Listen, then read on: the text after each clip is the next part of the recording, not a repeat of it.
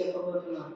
అంబేద్కర్ గారు 1891 14 ఏప్రిల్లో మధ్యప్రదేశ్లోని మహూ అనే గ్రామంలో జన్మించారు.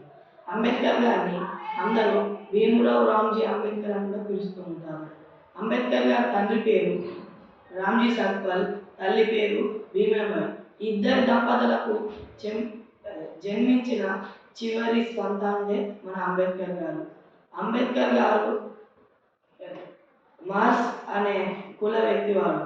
అంబేద్కర్ గారు అప్పట్లో ఈ మార్స్ అనే కులానికి బాగా అంటరానితనం చాలా చూశాడు. అందుకే అంబేద్కర్ గారు ఈ అంటరానితనం కుల నిర్మూలనని చాలా కృషి చేసేవాడు. అంబేద్కర్ గారు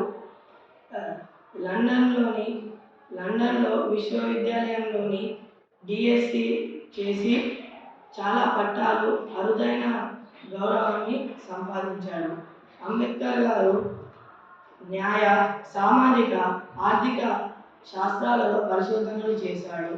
అంబేద్కర్ గారు ప్రముఖ న్యాయవాది, ఆర్థిక శాస్త్రవేత్త, రాజకీయ నేత, సంఘ సంస్కర్త. అంబేద్కర్ గారు చేసిన కృషి వల్ల మనం అంబేద్కర్ గారు పుట్టిన రోజున మనం అంబేద్కర్ జయంతి జరుపుకుంటున్నాము. అంబేద్కర్ గారు భార్య పేరు రమాబాయి అంబేద్కర్. అంబేద్కర్ గారు రెండో పెళ్లి చేసుకుంటాడు. ఎందుకంటే అంబేద్కర్ గారి టీబీ అనే వ్యాధి వస్తుంది.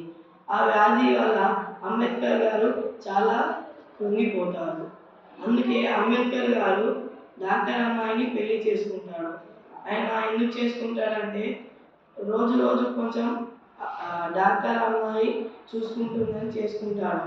కానీ అంబేద్కర్ గారు డిసెంబర్ 6, 1956న చనిపోతాడు.